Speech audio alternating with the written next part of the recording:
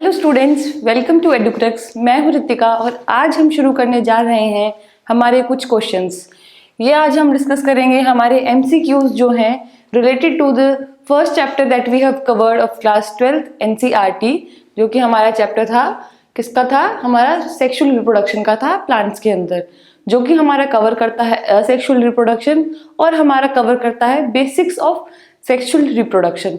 उससे रिलेटेड कुछ क्वेश्चंस हैं जो कि आज हम डिस्कस करेंगे और टेस्ट करते हैं कि देखते हैं कि आपको कितना आता है और आपने कितना सीखा है। So let's begin with our first question.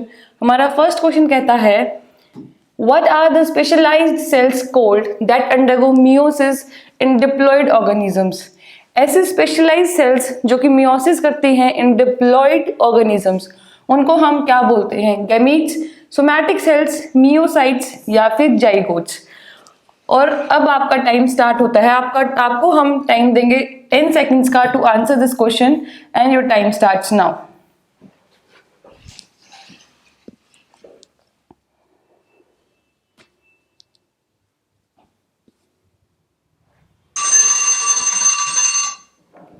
And what is the answer of this question? The answer of this question is myocytes.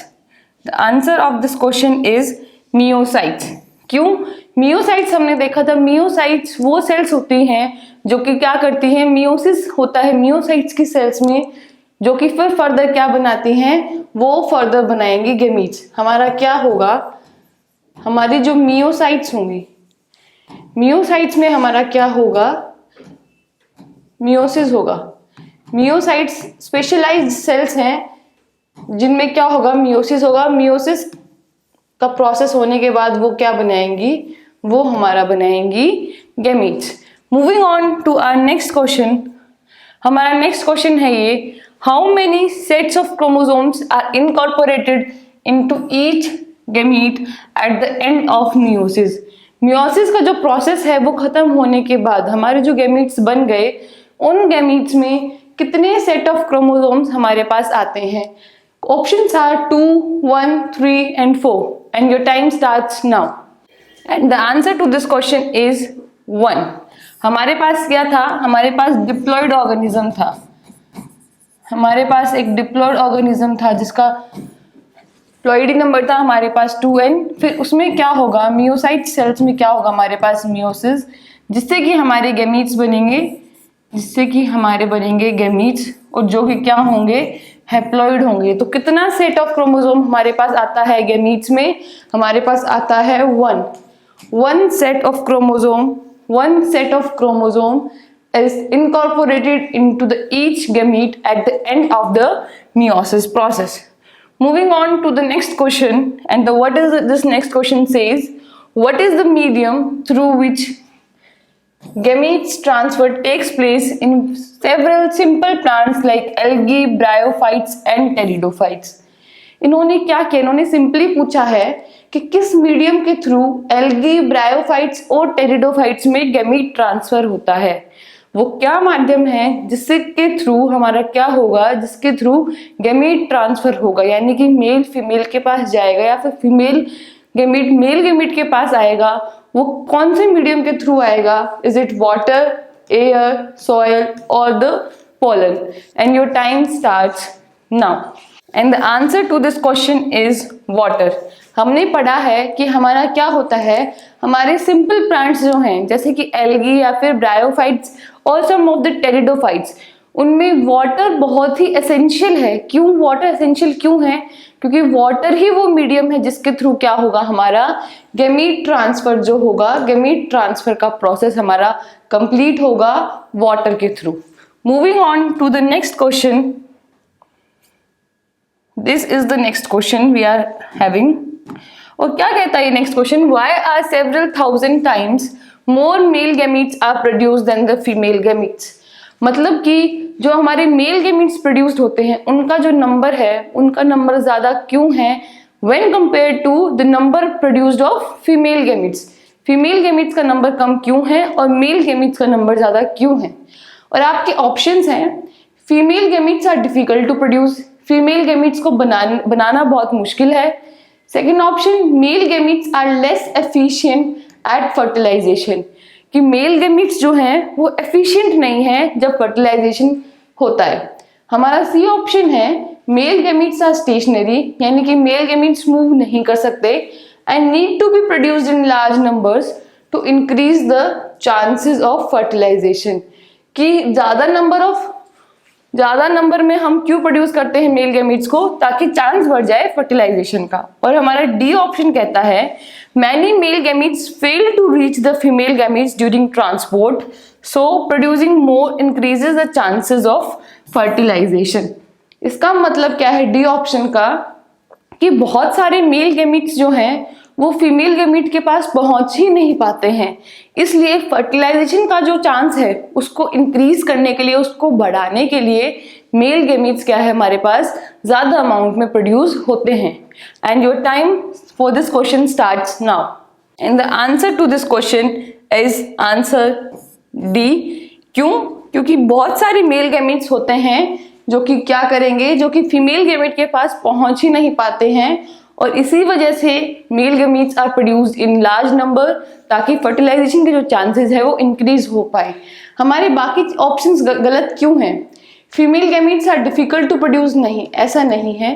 Female gametes को प्रोड्यूस करने में मुश्किल नहीं है, ऐसा इट इज डिफिकल्ट नहीं है, ठीक है।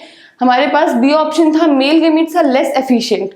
लेस एफिशिएंट तो कुछ है ही नहीं, male gametes are equally efficient as the female gamete efficiency.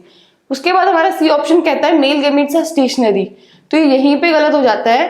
क्यों? क्योंकि जब हम लोअर ऑर्गेनिजम्स की, लोअर प्लांट्स की बात करते हैं तो मेल गैमीट हमारे पास क्या है, जनरली हमारे पास मेल गैमीट जो है वो मोटाइल होता है, यानी कि वो मूवमेंट कर सकता है, वो स्टेशनरी नहीं है, यानी कि एक जगह पे नहीं रहता है, वो मूव कर सकता है, मूवमेंट कर सकता है। तो हमारी सी स्टेटमेंट यहाँ पे हमारी क्या हो जाती है, गलत हो जाती है, giving us the D option as our correct answer. Moving on to the next question, we have this next question. What is the term used to describe the condition of a plant that has both male and female reproductive structures? ऐसा plant जिसमें male reproductive structure भी हो और female भी हो, ऐसी condition को या फिर ऐसे प्लांट को हम क्या बोलेंगे? हेट्रोथैलिक, मोनोशियस, होमोथैलिक या डायोशियस। इन चारों में से हम ऐसे प्लांट को हम क्या बोलेंगे? And the time for this question starts now and the answer to this question is monoecious. ऐसा प्लांट जिसमें मेल रिप्रोडक्टिव पार्ट भी हो और फीमेल रिप्रोडक्टिव पार्ट भी हो, उसको हम बोलेंगे monoecious. Let us discuss these four terms quickly. Heterothallic क्या है हमारे पास? हेट्रोथैलिक हम किस में यूज करते हैं? Heterothallic we use when we are talking about the fungi. Same homothallic, जब बोथ मेल और फीमेल प्रेजेंट हो तब उस केस में हम बोलेंगे होमोथैलिक, और या फिर either male either female present हो उसको हम बोलेंगे हमारा हेट्रोथैलिक। मोनोशियस हम यूज करते हैं, मोनोशियस और डायोशियस, ये दोनों टर्म्स हम यूज करते हैं प्लांट्स के केस में, हम यूज करते हैं प्लांट्स के केस में।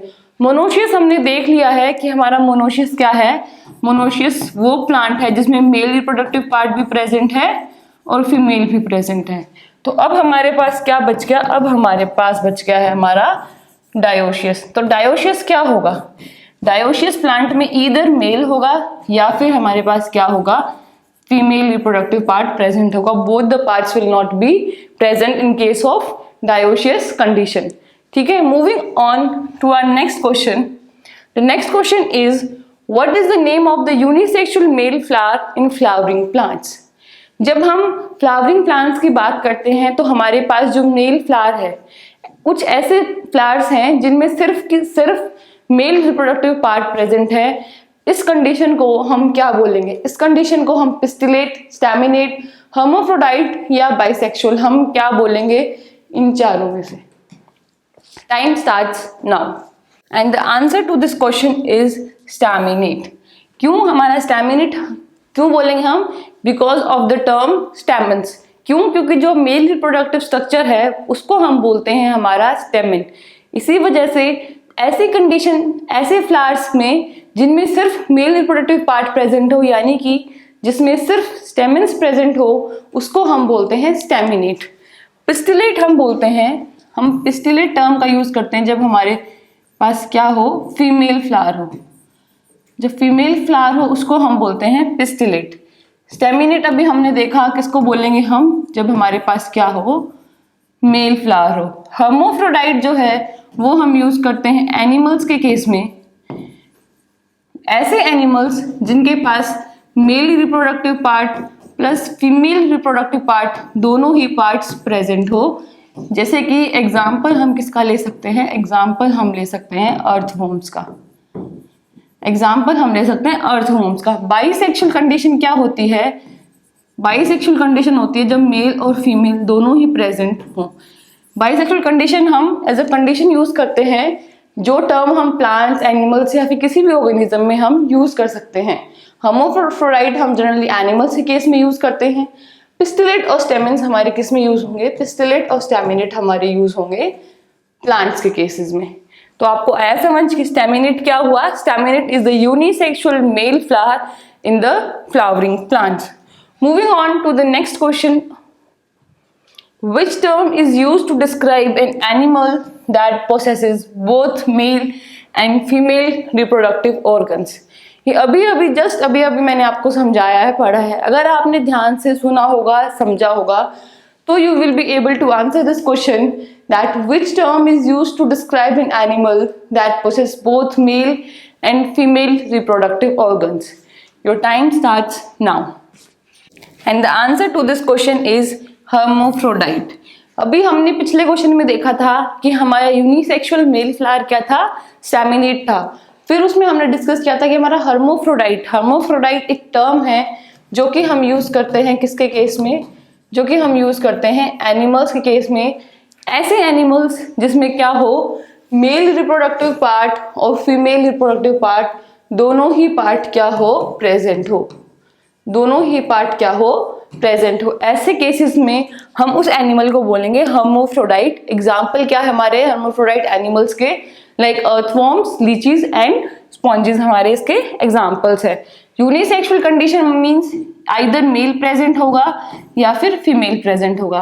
Bisexual condition where male plus female both the organs are present. Homothallic एक टर्म है जो कि हम फंजाई के केस में यूज करते हैं जब हमारे पास क्या हो, मेल प्लस फीमेल दोनों रिप्रोडक्टिव पार्ट्स क्या हो, प्रेजेंट हो। लेकिन ये हम यूज करेंगे फंजाई के केस में। एनिमल्स के केस में हम यूज करते हैं specific term that is hermaphrodite. तो हमारा ऑप्शन ए करेक्ट हो जाएगा।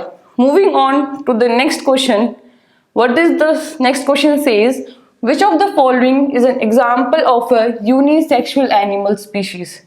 यानी कि ये जो एग्जाम्पल्स आपको दे रखे हैं इनमें से आपको ये बताना है कि इनमें से कौन सी स्पीशीज जो है वो यूनिसेक्सुअल है।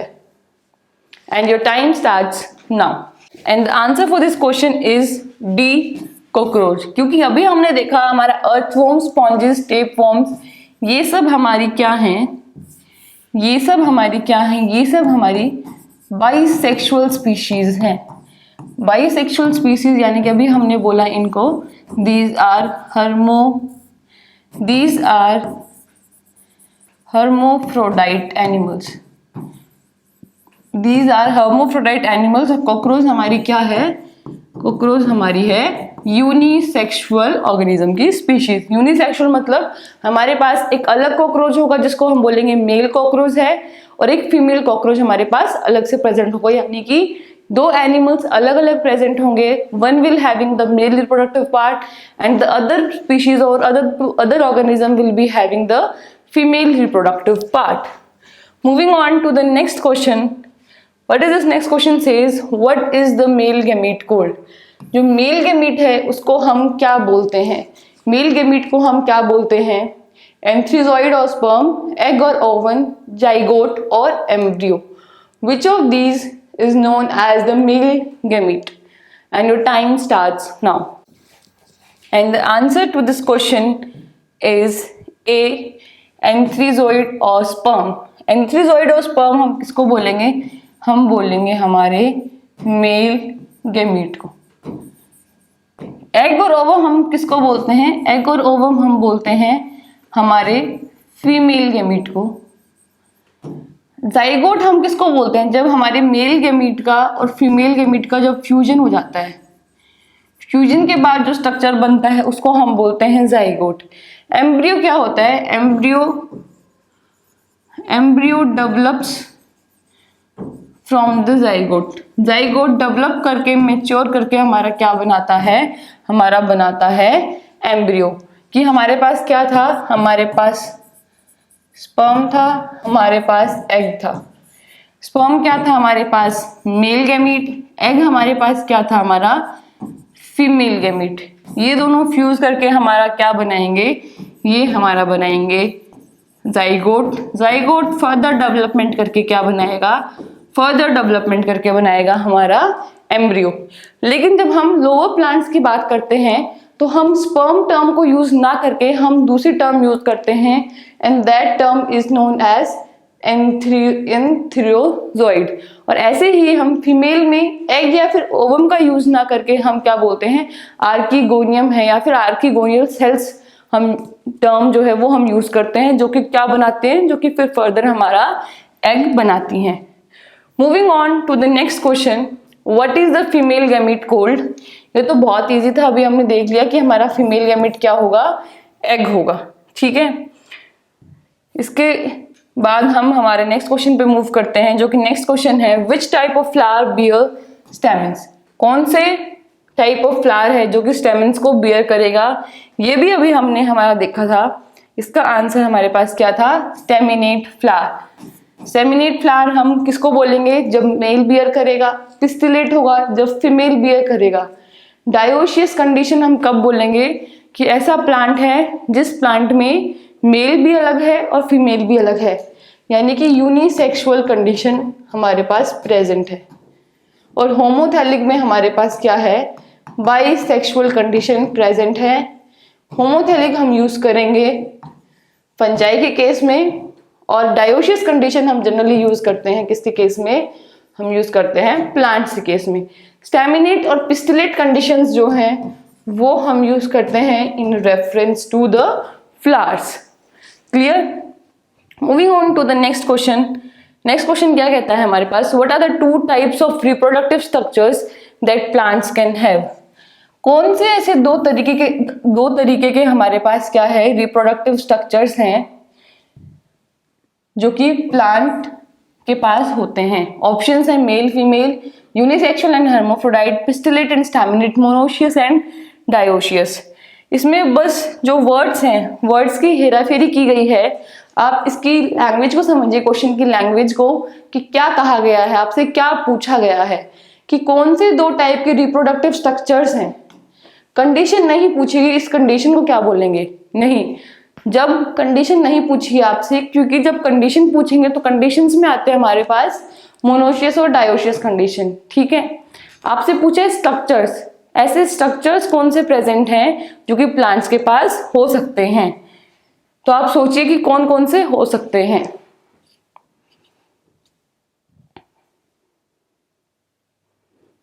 And the answer to this question is male and female reproductive structures. ऐसे हमारे पास क्या है? रिप्रोडक्टिव स्ट्रक्चर्स हमारे पास प्रेजेंट हो सकते हैं, क्योंकि हमारे पास पिस्टिलेट और स्टैमिनेट एक फ्लावर की कंडीशन है कि पिस्टिलेट और स्टैमिनेट हमारे पास क्या है? एक फ्लावर की कंडीशन है कि मेल है या फीमेल है।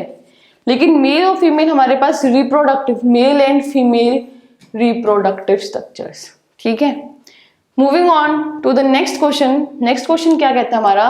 What is the menstrual cycle in primates? Primates में मेंस्ट्रुअल साइकिल जो है वो क्या होती है? First option is cyclic changes in the activities of ovaries and accessory ducts as well as hormones, या फिर a cycle of laying eggs, egg देने की साइकिल को हम बोलते हैं menstrual cycle. Cycle of hibernation, hibernation क्या होता है? जैसे कि हमारा क्या होता है, पोलर बियर्स क्या करते हैं? विंटर्स में हाइबरनेट करते हैं, यानी कि ऐसी कंडीशन में चले जाते हैं जहां पे उनको फैट जो है उनका वो यूज होता है, वो एक्सटर्नल फूड जो है वो बहुत कम कंज्यूम करते हैं। तो उस कंडीशन को हम बोलते हैं हाइबरनेशन या फिर अ साइकिल ऑफ मोल्टिंग, यानी कि जब लार्वा से क्या बनेगा? हमारा प्रॉपर अडल्ट बनेगा, अपनी आउटर स्किन को जब वो शेड करेंगे उसको हम बोलते हैं मोल्टिंग। या फिर हमारा फर्स्ट ऑप्शन कि कुछ ऐसे चेंजेस जो हमारी ओवरीज में और हमारे एसेसरी डक्ट्स में होते हैं और साथ के साथ हार्मोनल लेवल पे भी चेंजेस होते हैं, उसको हम बोलते हैं मेंस्ट्रुअल साइकिल। तो इन चारों में से हमारे पास कौन सा ऑप्शन करेक्ट है? Your time starts now and the answer to this question is option A obviously, कि हमारा क्या होगा, मेंस्ट्रुअल साइकिल में हमारे पास क्या होता है? मेंस्ट्रुअल साइकिल में हमारे पास होता है कि हमारी ओवरीज की एक्टिविटीज और हमारे एसेसरी डक्ट्स में चेंजेस होंगे, हमारे हार्मोनल लेवल में भी चेंजेस होंगे, जिससे कि जो प्राइमेट्स हैं, जो प्राइमेट्स एनिमल्स हैं जैसे कि ह्यूमन बीइंग्स, मंकीज, एप्स, इन सब में क्या होगा, मेंस्ट्रुअल साइकिल स्टार्ट होगी, जो कि हमारी होती है मंथली एट रफली आफ्टर ईच 28 डेज। और इसमें क्या होती है, हमारे पास ब्लीडिंग देखने को मिलती है और एंडोमेट्रियम की जो वॉल है वो वॉल जो है वो शेड हो जाती है जब कॉन्सेप्शन नहीं होता है। Moving on to the next question, what is the end of reproductive phase considered as in the parameters of senescence? कि जब अगर हम रिप्रोडक्टिव फेज जब हमारा खत्म हो जाता है, रिप्रोडक्टिव फेज अगर हमारा खत्म हो जाता है उसके बाद हमारे पास कौन सा फेज आता है, वो पूछा गया आपसे। रिप्रोडक्टिव फेज के बाद हमारा कौन सा फेज आएगा? ओल्ड एज आएगी, जुवेनाइल फेज, मैच्योर फेज या वेजिटेटिव फेज? कौन सा हमारा फेज आएगा? Your time starts now. उसके बाद हमारा फेज आएगा जो कि हम बोलेंगे हमारी ओल्ड एज। रिप्रोडक्टिव फेज खत्म होने के बाद हमारी आएगी ओल्ड एज, क्योंकि जुवेनाइल फेज और वेजिटेटिव फेज ये दो फेज तो क्या थे, हमारी रिप्रोडक्टिव से पहले के फेज हैं, रिप्रोडक्टिव फेज आने से पहले के फेज है। जुवेनाइल फेज हम यूज करते हैं, जुवेनाइल फेज हम यूज करते हैं while we are talking about animals, और वेजिटेटिव फेज हम यूज करते हैं while we are talking about plants. Mature phase हम बोल सकते हैं कि जब वो रिप्रोडक्टिव फेज में आ गया हो, जब वो सेक्सुअल रिप्रोडक्शन करने के एबिलिटी हमारा रखता हो, उसको हम बोल सकते हैं रिप्रोडक्टिव फेज। तो हमारे 3 फेजेस आते हैं जिसको हम बोल सकते हैं जुवेनाइल फेज, या फिर हमारा क्या आएगा, वेजिटेटिव फेज। ये हमारा प्री रिप्रोडक्टिव फेज है। उसके बाद आएगा हमारा रिप्रोडक्टिव फेज, और लास्ट में हमारी आती है सेनेसेंस या फिर हमारी ओल्ड एज। ओल्ड एज हम यूज करेंगे इन टर्म्स ऑफ एनिमल्स, या फिर हम सेनेसेंस जब यूज करेंगे तब हम बात करते हैं प्लांट्स के बारे में। तो ये हमारे पास 3 फेजेस हमारे आते हैं। Moving on to the next question, what is gametogenesis? Gametogenesis क्या होता है? गैमेटोजेनेसिस क्या होता है? गैमेटोजेनेसिस एक ऐसा प्रोसेस है जिसमें सोमैटिक सेल्स बनती हैं, या फिर एक ऐसा प्रोसेस है जिसमें गैमीट्स बनते हैं, या फिर एक ऐसा प्रोसेस है जिसमें सोमैटिक सेल्स और गैमीट्स दोनों ही हमारी जो सेल्स हैं वो बनती हैं, या फिर it is the process of breaking down gametes into their constituent parts, या फिर गैमेटोजेनेसिस में क्या होगा, जो गैमीट्स होगा, गैमीट्स का क्या होगा, ब्रेक डाउन हो जाएगा। इन चारों में से क्या होगा गैमेटोजेनेसिस के प्रोसेस में?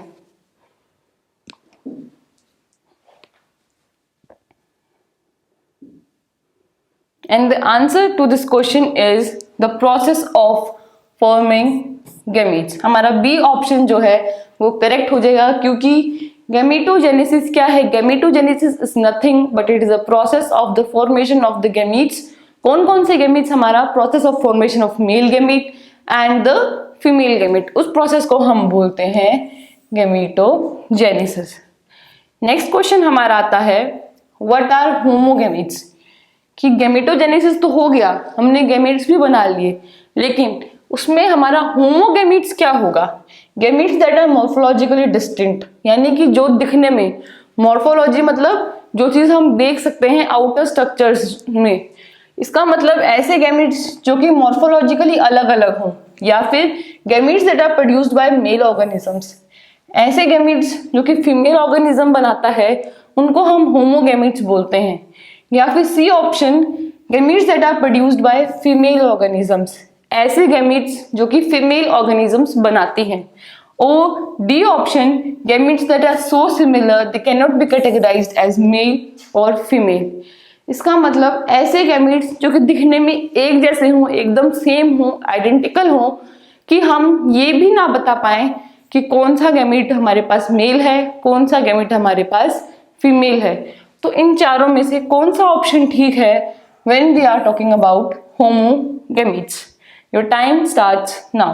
And the answer to this question is option D, gametes that are so similar that they cannot be categorized as male or as female.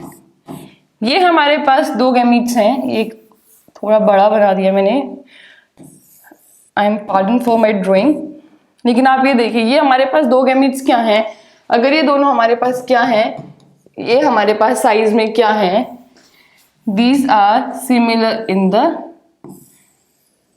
They are similar in the size भी same है, इनका structure भी same है और इनकी shape भी same है। तो इन दोनों गैमीट्स को देख के हम क्या डिस्टिंग्विश कर पाएंगे, क्या हम बता पाएंगे कि कौन सा मेल है या फीमेल है? नहीं। तो ऐसे गैमीट्स जो कि सेम दिखते हों, ऐसे गैमीट्स को हम बोलते हैं हमारा होमोगैमीट्स। ऐसे गैमीट्स को हम बोलते हैं होमोगैमीट्स। और ऐसे गैमीट्स जिसमें क्या होगा, अगर हमारे पास मेल बड़ा है और ये हमारे पास छोटा एक गैमीट है, तो क्या हम ऐसे गैमीट्स को देख के बता पाएंगे कि the larger one will be male और the smaller one will be female, या फिर वाइस वर्सा? तो ऐसे गैमीट्स जो कि हम साइज, शेप और स्ट्रक्चर में अलग हो, जिनको हम डिस्टिंग्विश कर पाएं कि कौन सा मेल है कौन सा फीमेल है, ऐसे गैमीट्स को हम बोलते हैं हेटेरोगैमीट्स। ऐसे गैमीट्स को हम बोलते हैं हेटेरोगैमीट्स। होमोगैमीट्स जो कि सेम हो, हेटेरोगैमीट्स जो कि हमारे पास अलग अलग हो। तो thank you for being there with us today. और आज हमने हमारे क्वेश्चंस डिस्कस कर लिए हैं और आने वाली क्लासेस में हम हमारे और क्वेश्चन डिस्कस करेंगे। तो आप पढ़िए, जो प्रीवियस क्लासेस पढ़ाई गई हैं आप वो देखिए और उनसे आप पढ़िए। अगले क्वेश्चन जब हम डिस्कस करेंगे तब आपको वो सारे के सारे क्वेश्चंस आना चाहिए। ऐसा कोई भी क्वेश्चन नहीं है जो मैंने आपको क्लास में ना पढ़ाया हो या फिर जो आउट ऑफ सिलेबस हो। So thank you so much, keep learning, keep growing, और हमारे चैनल को सब्सक्राइब कर दीजिए, वीडियोस को लाइक कर दीजिए। और अगर आपका कोई भी डाउट है तो कमेंट सेक्शन में आप हमसे ज़रूर पूछिए। We will always try to resolve your doubt. Thank you so much.